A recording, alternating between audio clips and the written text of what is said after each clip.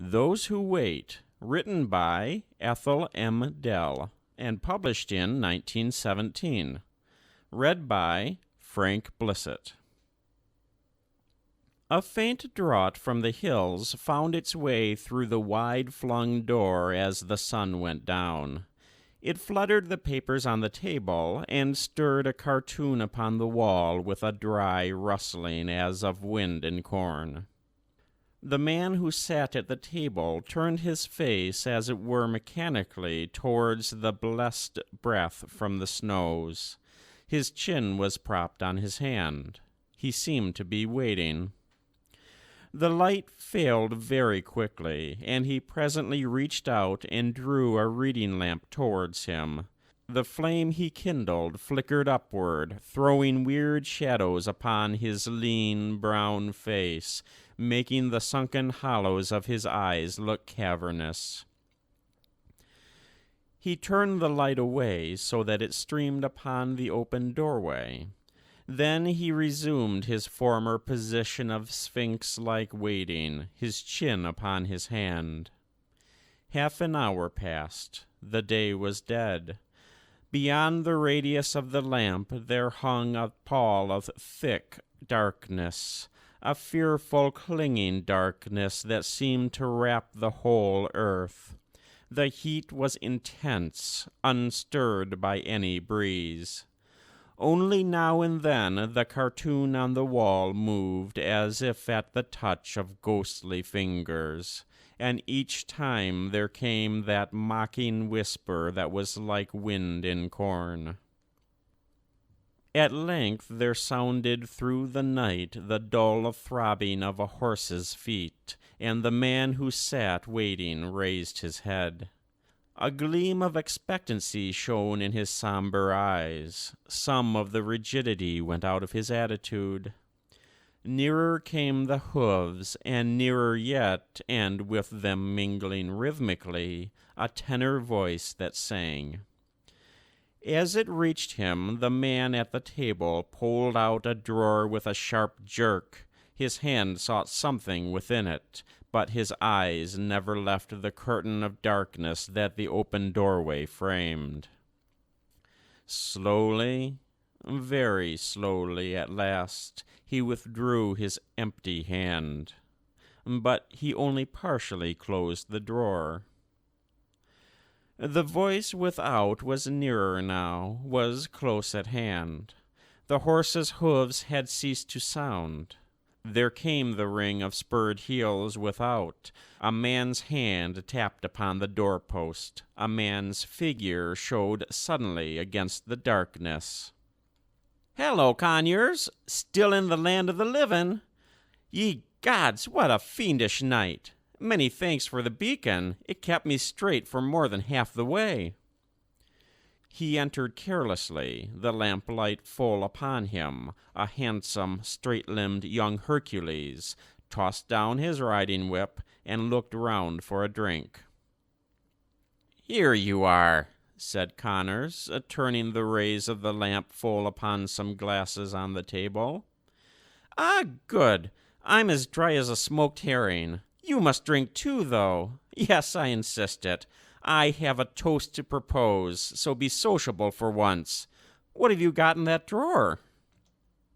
Conyers locked the drawer abruptly and jerked out the key. "What do you want to know for?" His visitor grinned boyishly. "Don't be bashful, old chap. I always guessed you kept her there. We'll drink her health, too, in a minute. But first of all—" He was splashing soda water impetuously out of a siphon as he spoke. "First of all, quite ready, I say? It's a grand occasion. Here's to the best of good fellows, that genius, that inventor of guns, John Conyers.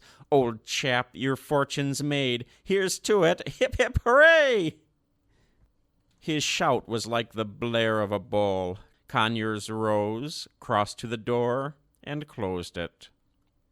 Returning, he halted by his visitor's side and shook him by the shoulder.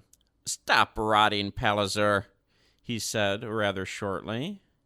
Young Palliser wheeled with a gigantic laugh and seized him by the arms.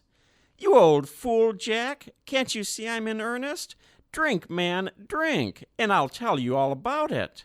That gun of yours is going to be an enormous success, stupendous, greater even than I hoped. It's true, by the powers, don't look so dazed. All come to those who wait, don't you know? I always told you so." "To be sure, so you did." The man's words came jerkily.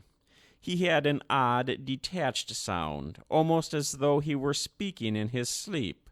He turned away from Palliser and took up his untouched glass. But the next instant it slipped through his fingers and crashed upon the table edge. The spilt liquid streamed across the floor. Palliser stared for an instant, then thrust forward his own glass. "Steady does it, old boy. Try both hands for a change. It's this infernal heat." He turned with the words and picked up a paper from the table, frowning over it absently and whistling below his breath. When he finally looked round again, his face cleared. "Ah, that's better. Sit down and we'll talk. By Jove, isn't it colossal? They told me over at the fort that I was a fool to come across tonight, but I simply couldn't keep you waiting another night. Besides, I knew you would expect me." Conyers' grim face softened a little. He could scarcely have said how he had ever come to be the chosen friend of young Hugh Palliser. The intimacy had been nothing of his seeking. They had met at the club on the occasion of one of his rare appearances there, and the younger man, whose sociable habit it was to know everyone, had scraped acquaintance with him. No one knew much about Conyers. He was not fond of society, and, as a natural consequence, society was not fond of him. He occupied the humble position of a subordinate clerk in an engineer's office. The work was hard, but it did not bring him prosperity. He was one of those men who go silently on week after week, year after year, till their very existence comes almost to be overlooked by those about them. He never seemed to suffer, as other men suffered, from the scorching heat of that tropical corner of the Indian Empire. He was always there, whatever happened to the rest of the world, but he never pushed himself forward. He seemed to lack ambition. There were even some who said he lacked brains as well. But Palliser was not of these. His quick eyes had detected at a glance something that others had never taken the trouble to discover. From the very beginning, he had been aware of a force that contained itself within this silent man. He had become interested, scarcely knowing why, and, having at length overcome the prickly hedge of reserve which was at first opposed to his advances, he had entered the private place which it defended, and found within, what he certainly had not expected to find, a genius. It was nearly 3 months now since Conyers, in a moment of unusual expansion, had laid before him the invention at which he had been working for so many silent years. The thing, even then, though complete in all essentials, had lacked finish, and this final touch young Palliser, himself a gunner with a positive passion for guns, had been able to supply. He had seen the value of the invention and had given it his ardent support. He had, moreover, friends in high places, and could obtain a fair and thorough investigation of the idea. This he had accomplished, with a result that had transcended his high hopes, on his friend's behalf. And now he proceeded to pour out his information with an accompanying stream of congratulation to which Conyers sat and listened with scarcely a movement of an eyelid. Hugh Palliser found his impassivity by no means disappointing. He was used to it. He had even expected it. That momentary unsteadiness on Conyers' part had astonished him far more. Concluding his narration, he laid the official correspondence before him and got up to open the door. The night was black and terrible. The heat came in overwhelming puffs, as though blown from a blast furnace. He leaned against the doorpost and wiped his forehead. The oppression of the atmosphere was like a tangible, crushing weight. Behind him, the paper on the wall rustled vaguely, but there was no other sound. After several minutes, he turned briskly back again into the room, whistling a sentimental ditty below his breath. "Well, old chap, it was worth waiting for, eh? And now, I suppose, you'll be making a beeline for home, you lucky beggar. I shan't be long after you, that's one comfort.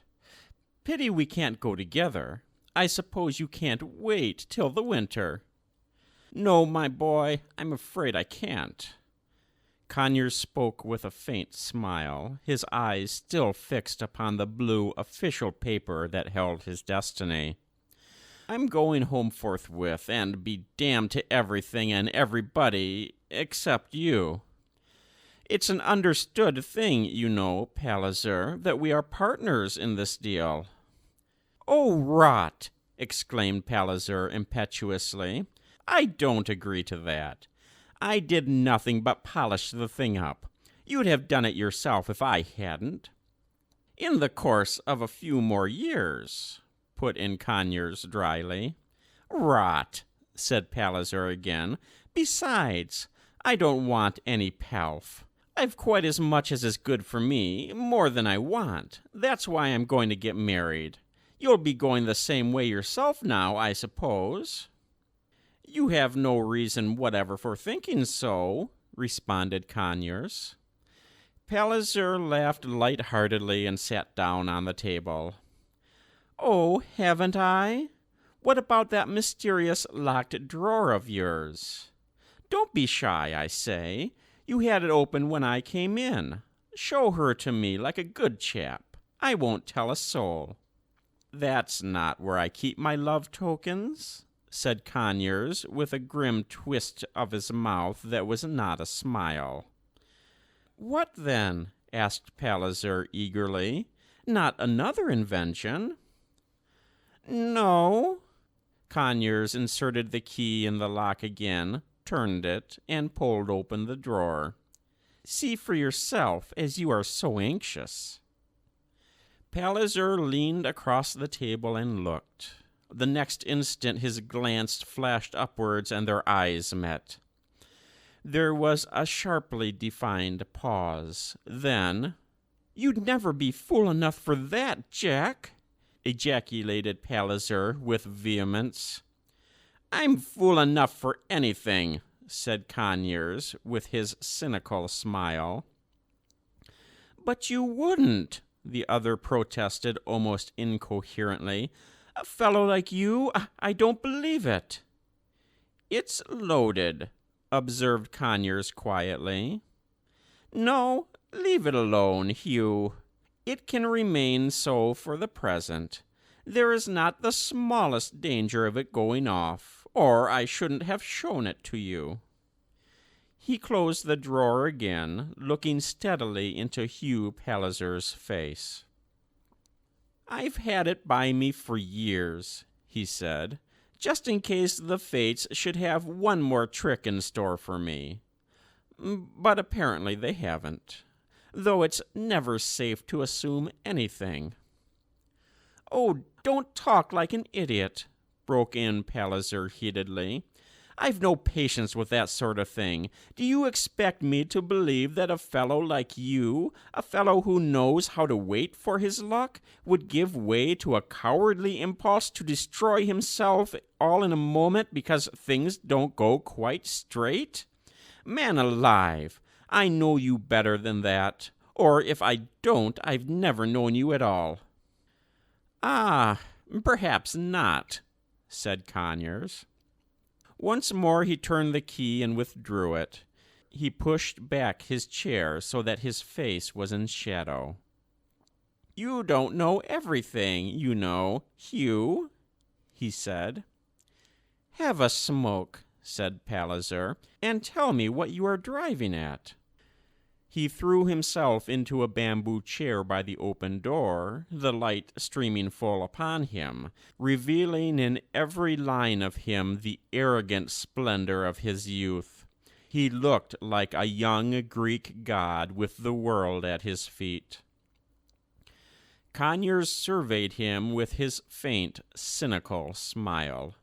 "No," he said, "you certainly don't know everything, my son. You never have come a cropper in your life." "Haven't I, though?" Hugh sat up, eager to refute this criticism. "That's all you know about it. I suppose you think you have had a monopoly of hard knocks. Most people do." "I am not like most people," Conyers asserted deliberately. "But you needn't tell me that you have ever been right under my boy, for you never have." "Depends what you call going under," protested Palliser. "I've been down a good many times, heaven knows, and I've had to wait, as you have, all the best years of my life." "Your best years are to come," rejoined Conyers. "Mine are over." "Oh, rot, man, rot, rot, rot. Why, you are just coming into your own. Have another drink and give me the toast of your heart." Hugh Palliser sprang impulsively to his feet. "Let me mix it. You can't. You shan't be melancholy tonight of all nights." But Conyers stayed his hand. "Only one more drink tonight, boy," he said, "and that not yet. Sit down and smoke. I'm not melancholy, but I can't rejoice prematurely. It's not my way." "Prematurely," echoed Hugh, pointing to the official envelope. "Yes, prematurely," Conyers repeated. "I may be as rich as Croesus, and yet not win my heart's desire." "Oh, I know that," said Hugh quickly. "I've been through it myself. It's infernal to have everything else under the sun and yet to lack the one thing, the one essential, the one woman." He sat down again, abruptly thoughtful. Conyers smoked silently, with his face in the shadow. Suddenly Hugh looked across at him. "You think I'm too much of an infant to understand," he said.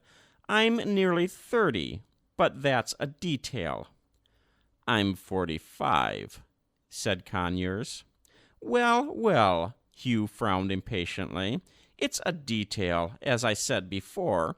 Who cares for a year more or less?" "Which means," observed Conyers with his dry smile, "that the one woman is older than you are." "She is," Palliser admitted recklessly. "She is 5 years older. But what of it? Who cares? We were made for each other. What earthly difference does it make?" "It's no one's business but your own," remarked Conyers through a haze of smoke. "Of course it isn't. It never has been." Hugh yet sounded in some fashion indignant. "There never was any other possibility for me after I met her. I waited for her 6 mortal years.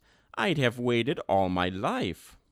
But she gave in at last. I think she realized that it was sheer waste of time to go on." "What was she waiting for?" The question came with a certain weariness of intonation, as though the speaker were somewhat bored. But Hugh Palliser was too engrossed to notice. He stretched his arms wide with a swift and passionate gesture. "She was waiting for a scamp," he declared. "It is maddening to think of it. The sweetest woman on earth, Conyers, wasting her spring and her summer over a myth, an illusion. It was an affair of 15 years ago. The fellow came to grief and disappointed her. She told me all about it on the day she promised to marry me. I believe her heart was nearly broken at the time. But she has got over it, thank heaven, at last. Poor Damaris, my Damaris. He ceased to speak, and a dull roar of thunder came out of the night like the voice of a giant in anguish. Hugh began to smoke, still busy with his thoughts. "Yes," he said presently, "I believe she would actually have waited all her life for the fellow if he had asked it of her. Luckily, he didn't go so far as that. He was utterly unworthy of her. I think she sees it now. His father was imprisoned for forgery, and no doubt he was in the know, though it couldn't be brought home to him.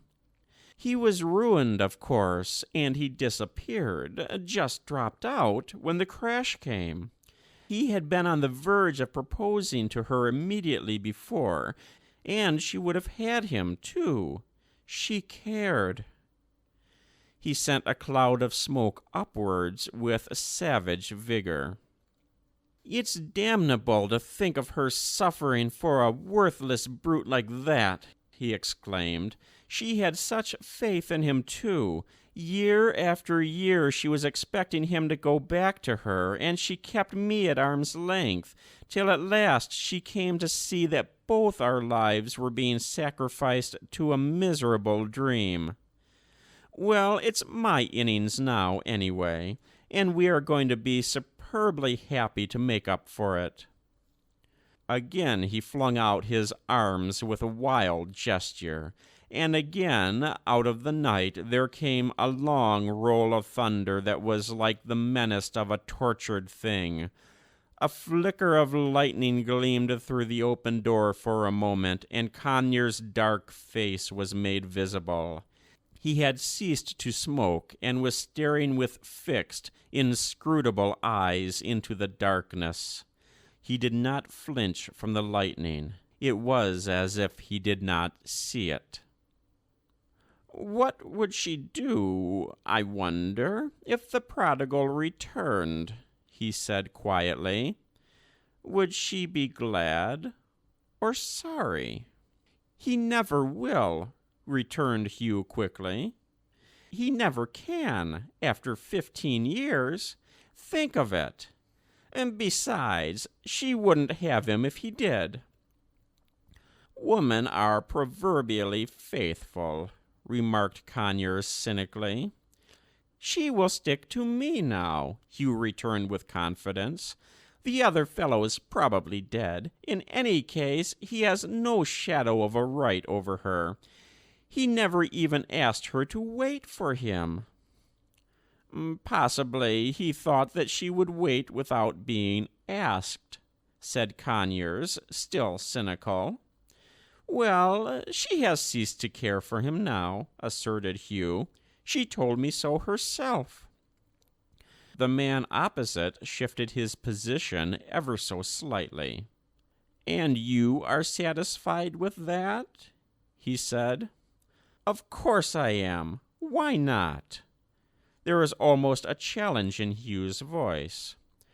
"And if he came back," persisted the other, "would you still be satisfied?" Hugh sprang to his feet with a movement of fierce impatience. "I believe I should shoot him," he said vindictively. He looked like a splendid wild animal suddenly awakened. "I tell you, Connors," he declared passionately, "I could kill him with my bare hands if he came between us now."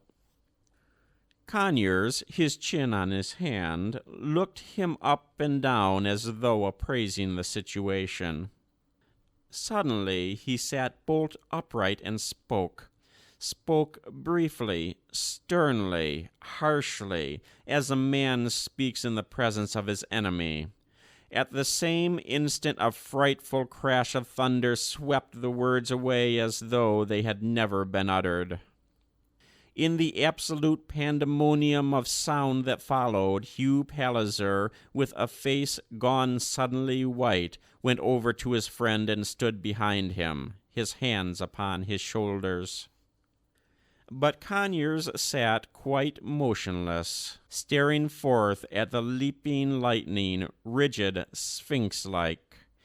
He did not seem aware of the man behind him, till, as the uproar began to subside, Hugh bent and spoke. "Don't you know, old chap, I'm scared?" he said, with a faint, shamed laugh. "I feel as if there were devils abroad. Speak to me, will you, and tell me I'm a fool?" "You are," said Conyers, without turning. "That lightning is too much for my nerves," said Hugh uneasily. "It's almost red. What was it you said just now? I couldn't hear a word." "It doesn't matter," said Conyers. "But what was it? I want to know." The gleam in the fixed eyes leaped to sudden terrible flame, shone hotly for a few seconds, and then died utterly away. "I don't remember," said Conyers quietly. "It couldn't have been anything of importance. Have a drink. You will have to be getting back as soon as this is over." Hugh helped himself with a hand that was not altogether steady. There had come a lull in the tempest. The cartoon on the wall was fluttering like a caged thing. He glanced at it, and then looked at it closely. It was a reproduction of Dore's picture of Satan falling from heaven. "It isn't meant for you, surely," he said. Conyers laughed and got to his feet. "It isn't much like me, is it?" Hugh looked at him uncertainly. "I never noticed it before. It might have been you years ago." Perhaps," said Conyers. "Why don't you drink? I thought you were going to give me a toast." Hugh's mood changed magically. He raised his glass high. "Here's to your eternal welfare, dear fellow. I drink to your heart's desire." Conyers waited till Hugh had drained his glass before lifting his own.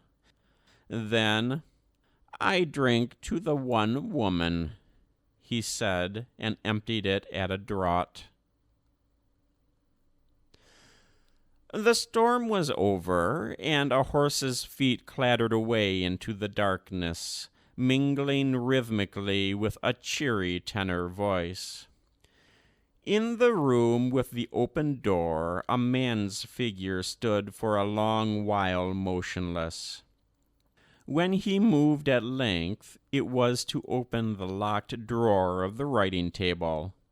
His right hand felt within it, closed upon something that lay there, and then paused. Several minutes crawled away. From afar there came the long rumble of thunder. But it was not this that he heard as he stood wrestling with the fiercest temptation he had ever known. Stiffly at last he stooped, peered into the drawer, finally closed it with an unfaltering hand. And the struggle was over. "For your sake, Damaris," he spoke aloud, and he spoke without cynicism. "I should know how to wait by now, even for death, which is all I have to wait for." And with that he pulled the fluttering paper from the wall, crushed it in his hand, and went out heavily into the night. That was Those Who Wait, written by Ethel M Dell and published in 1917. Read by Frank Blissett. And if you enjoyed what you heard, Please like, subscribe, and share.